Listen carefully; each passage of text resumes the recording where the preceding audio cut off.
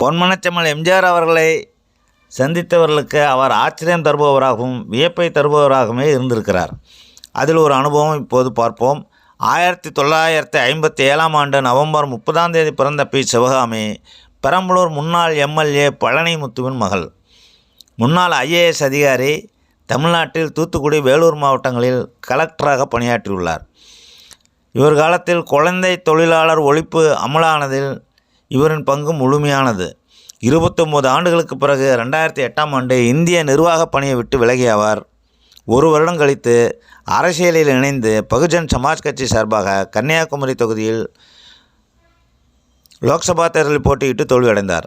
2009 ஆண்டில் அரசியல் கட்சியான சமூக சமத்துவ படையை நிறுவி இயங்கி வருகிறார். திமுக கூட்டணியில் பெரம்பலூர் தொகுதியில் போட்டியிட்டு தோல்வியுற்றுள்ளார்.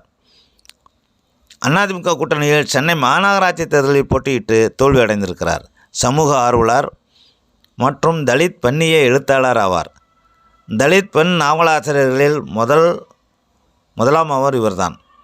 அவரது குறிப்பிடத்தக்க படைப்புகளில் பழையன கழிதலும், குறுக்கு வெட்டு, நாளும் தொடரும் மற்றும் கடைசி மாந்தார் ஆகியவை அடங்கும். ஏராளமான சிறுகதைகளை எழுதியுள்ள அவர் 6 நாவல்களை எழுதியிருக்கிறார். சமகால சமூக மற்றும் அரசியல் பிரச்சனைகள் குறித்து தொடர்ந்து தனது கருத்துக்களை கூறி வருகிறார்.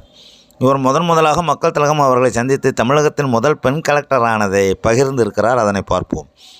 முதலாக ஒடுக்கப்பட்ட சமுதாயத்தில் இருந்து நான் அந்த உயர் படிப்பை முடித்து இந்திய ஆட்சியர் வட்டத்தில் தேர்வானேன்.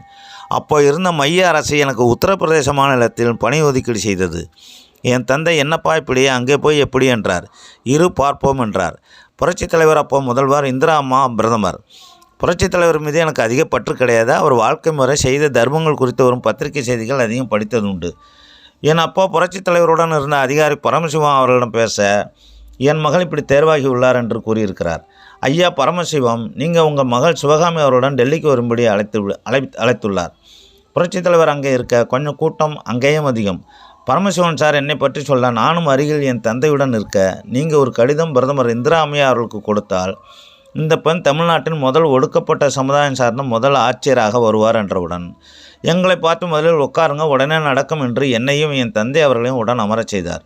உடனே கடிதம் ரெடி பண்ணுங்க, இன்றே பிரதமரிடம் கொடுப்போம் என்றார் என் முன்னே. என்னால் நம்பவே முடியவில்லை இவ்வளோ எளிமையான முதல்வர் என்று. என்னை பார்த்து வாழ்த்துக்கள், என் மனைவி ஜானகி உள்ளே இருக்காங்க, கொஞ்சம் சந்தித்து விட்டு போங்க என்றார். அந்த ஜானகி அம்மா அவரை விட இனிமையாக பேசினார். தமிழ்நாட்டில் முதலாக பெண் மாவட்ட ஆட்சியர், அடுத்தடுத்து பலராக ஆன வரலாறு புரட்சித் தலைவர் அவருக்கு சொந்தம் என்கிறார் சிவகாமி IAS. ஷேர் செய்யுங்கள், சப்ஸ்கிரைப் செய்யுங்கள். நன்றி.